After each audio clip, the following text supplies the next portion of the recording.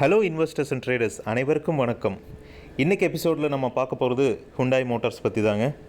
இன்றைக்கி talk of the town share மார்க்கெட்டில் வந்து ஹுண்டாய் மோட்டார்ஸ் தான். ஏன்னா இன்றைக்கி தான் அவங்க வந்து ஷேர் மார்க்கெட்டில் லிஸ்டிங் ஆனாங்க. பயங்கர எக்ஸ்பெக்டேஷனோட லிஸ்ட் ஆச்சு. நம்மளுக்கு இதுக்கு முன்னாடி 2 பெரிய ஐபிஓவில் வந்து என்ன கிடச்சிச்சோ சேம் டிசப்பாயின்மெண்ட் தான் இந்த ஐபிஓலையும் கிடச்சிருக்கு. நான் வேறு எந்த ஸ்டாக்கையும் சொல்லலை. எல்ஐசி அண்ட் பேடிஎம் ஸோ பயங்கர எக்ஸ்பெக்டேஷனோட கண்ட்ரியோட லார்ஜஸ்ட் ஐபிஓன்னு முன்னாடி வந்து லிஸ்ட் ஆனாங்க. But it fall drastically. So Hyundai ஐபிஓவும் அதே மாதிரி தான் நடந்திருக்கு. இன்றைக்கி மார்க்கெட் கீழே போனதும் ஒரு இம்பேக்டாகவும் இந்த ஸ்டாக்குக்கு இருந்திருக்கு. ஸோ எக்ஸ்பர்ட்ஸ் என்ன சொல்கிறாங்க, இந்த ஸ்டாக்கோட கரண்ட் ப்ரைஸில் வந்து வாங்கலாமா வேண்டாமா, ஸோ ஸ்டாக்கோட ஃபண்டமெண்டல் என்ன அப்படிங்கிறது டீட்டெயில்டாக இந்த வீடியோவில் டாப் 10 இன்ஃபர்மேஷன்ஸ் பார்த்துடலாங்க. வாங்க வீடியோக்குள்ளே போகலாம். இந்த ஸ்டாக் வந்து இன்றைக்கி வந்து பிட்டிங் ப்ரைஸ்லேருந்து 1.3% ப்ரீமியமில் தான் லிஸ்ட் ஆச்சு. ஸோ 1960 தான் அவங்களோட இஷ்யூ ப்ரைஸ். அதிலேருந்து 1.3% டவுனில் 1934 ருபீஸில் லிஸ்ட் ஆச்சு.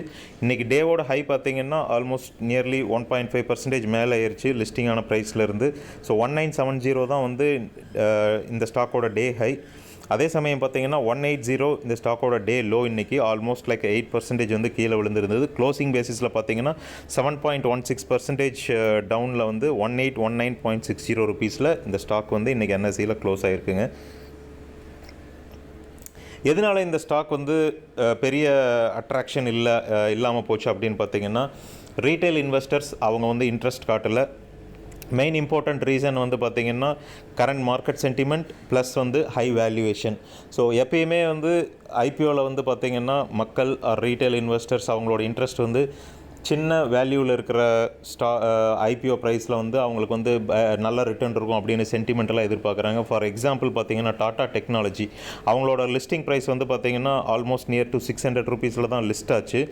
பட் அவங்க ஐபிஓ லான்ச் ஆகும்போது பார்த்திங்கன்னா so it give a double return, like more than 100% return, 1400 rupees வரைக்கும் போச்சு.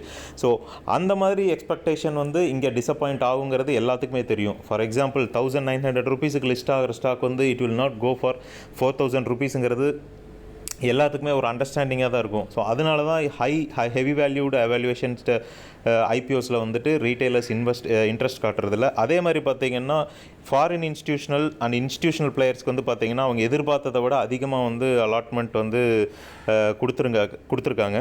237% வந்து லாஸ்ட் டே மட்டும்தான் வந்து சப்ஸ்கிரைப் பண்ணியிருக்காங்க. ரீட்டைல் இன்வெஸ்டர்ஸ் பார்ட்டிசிபேஷன் ரொம்ப வீக்காக இருந்தது. அடுத்து பார்த்திங்கன்னா நம்ம இதுக்கு முன்னாடி சொன்ன மாதிரி எல்ஐசி அண்ட் பேடிஎம் தான் வந்து இதுக்கு முன்னாடி இஷ்யூவான ஃபண்ட் ரைஸ் பண்ணதில் ஹையஸ்ட் வேல்யூவில் இருந்தாங்க. எல்ஐசி வந்து 21,000 crores வந்து இதுக்கு முன்னாடி வந்து ஃபண்ட் ரைஸ் பண்ணியிருந்தாங்க ஐபிஓ லான்ச்சிங் மூலமாக. ஸோ அதை ஓவர்டேக் பண்ணி ஹுண்டாய் தான் வந்து இப்போ கண்ட்ரியோட லார்ஜஸ்ட் ஐபிஓங்கிற பேரில் லிஸ்ட் ஆகியிருக்காங்க.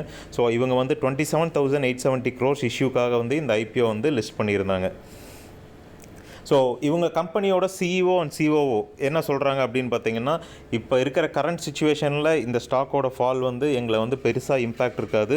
ஏன்னா கரண்ட் ஆட்டோமொபைல் செக்டரில் இருக்கிற இம்பேக்ட் தான் வந்து இப்போ ரிஃப்ளெக்ட் ஆகுது. ஸோ எப்படி இருந்தாலும் வந்துட்டு Hyundai is a leading in the passenger vehicle sector and SUV electrical vehicle அப்படின்னு சொல்கிறாங்க. ஸோ அவங்க தான் லீடர்ஸ்ன்னு சொல்கிறாங்க. ஸோ எல்லாத்துக்குமே தெரியும் ஹுண்டாய் மோட்டார்ஸ் வந்து it's a south Korean company. அவங்களோட பேரண்டிங் கம்பெனியோட இந்தியன் மேனுஃபேக்சரிங் யூனிட் தான் வந்து ஹுண்டாய் இந்தியா லிமிடெட் அப்படின்னு சொல்கிறாங்க. ஸோ மிஸ்டர் சங் அவர் என்ன சொல்கிறாருன்னு பார்த்தீங்கன்னா, இந்தியாவோட விஷ்கித் பாரத் 2024 விஷனோட மூமெண்ட்டில் எங்களோட கான்ட்ரிபியூஷன் இருக்குது. ஸோ இந்தியாவோட ஆட்டோமொபைல் செக்டரில் எங்களோட கான்ட்ரிபியூஷன் கண்டிப்பாக வந்து ஹெல்த்தியாக இருக்கும் அப்படிங்கிற மாதிரி சொல்லியிருக்காங்க. அதே மாதிரி mister Tarun Garg chief operation officer அவர் வந்து எலக்ட்ரிக்கல் வெஹிக்கிள் செக்டரில் வந்துட்டு இவங்க வந்து நிறையா இவி ஸ்டேஷன்ஸ் அதே மாதிரி அவங்களோட டெக்னாலஜிஸ் எல்லாமே வந்துட்டு இம்ப்ரெசிவாக இருக்கும், காம்படிட்டருக்கு காம்பிடெண்ட்டாக இருக்கும் அப்படிங்கிற மாதிரி சொல்லியிருக்காங்க. ஸோ கண்டிப்பாக க்ரோத் நல்லாயிருக்கும் அப்படிங்கிற மாதிரி சொல்லியிருக்காங்க. ஸோ இன்னொரு முக்கியமான விஷயம் பார்த்திங்கன்னா, ஒரு ஸ்டாக்கை வந்து வாங்கும்போது எப்பயுமே ப்ரொமோட்டர் ஹோல்டிங் வந்து எப்படி இருக்குங்கிறத பார்க்கணும். ஸோ ப்ரொமோட்டர் ஹோல்டிங் இவங்க வந்து ஹுண்டாய் மோட்டார் கம்பெனியில் வந்து ப்ரொமோட்டர்ஸ் வந்து 82.50% வந்து இவங்க ஸ்டேக்கை வந்து வச்சுருக்காங்க. ஸோ ஆல்மோஸ்ட் 17.5% தான் வந்து பப்ளிக் ஷேர் ஹோல்டர்ஸ்க்கு வந்து இஷ்யூ பண்ணியிருக்காங்க. ஸோ எப்பயுமே வந்துட்டு 75% அபவ் வந்து ஷேர் ஹோல்டிங் வந்து ப்ரொமோட்டர்ஸ் கிட்ட இருக்கும்போது அதோட ஸ்டாக்கோட ஃபண்டமெண்டல் வந்து எப்பயுமே நல்ல குவாலிட்டியாக இருக்கும். நெக்ஸ்ட் எக்ஸ்பர்ட்ஸ் வந்து இந்த ஸ்டாக்கை பற்றி எப்படி சொல்கிறாங்க, என்ன வியூ இருக்குன்னு பார்த்தீங்கன்னா, எம்கே குளோபல் ஃபினான்ஷியல். ஸோ இவங்க வந்து என்ன சொல்கிறாங்கன்னு பார்த்தீங்கன்னா, இந்த ஸ்டாக் வந்து still go for a down side. So 1750 வரைக்கும் போகும் அப்படிங்கிற மாதிரி சொல்லியிருக்காங்க. ஆனால் நமுரா அப்படிங்கிற ஃபினான்ஷியல் இன்ஸ்டிடியூஷன் என்ன சொல்லியிருக்காங்கன்னு பார்த்தீங்கன்னா, ஸோ அவங்க வந்து கரண்ட் ப்ரைஸில் இருந்து 2472 இவங்களோட டார்கெட் ப்ரைஸாக வந்து இவங்க வந்து ஃபிக்ஸ் பண்ணியிருக்காங்க. மோத்திலால் ஆஸ்வால் என்ன சொல்கிறாருன்னு பார்த்தீங்கன்னா, இவங்க வந்து 2345 ஹுண்டாயோட டார்கெட் அப்படின்னு சொல்லி ஃபிக்ஸ் பண்ணியிருக்காங்க.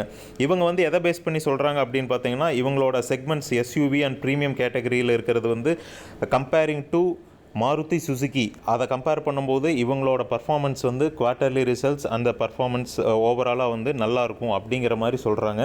ஸோ அதனுடைய ரீசன் பேஸ் பண்ணி இவங்க வந்து இந்த டார்கெட்டை வந்து கொடுத்துருக்காங்க. ஸோ நம்மளோட அனாலிசிஸ் படி பார்த்திங்கன்னா, Hyundai மோட்டார்ஸ் வந்து கரண்ட்லி இவங்க ஓப்பன் ஆகும்போது இவங்களோட மார்க்கெட் வேல்யூ வந்து 1.59 லேக்ஸ் க்ரோர்ஸில் வந்து ஓப்பன் ஆனாங்க.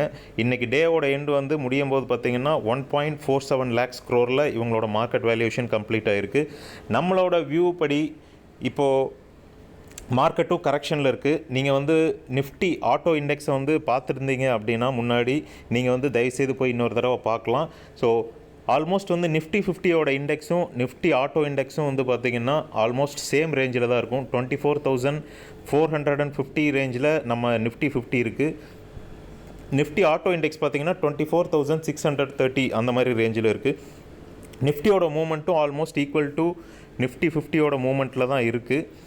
கரண்ட்லி மார்க்கெட் வந்து கரெக்ஷனில் இருக்குது. அதே மாதிரி மேஜர் சப்போர்ட்டையும் வந்து பிரேக் பண்ணியிருக்காங்க.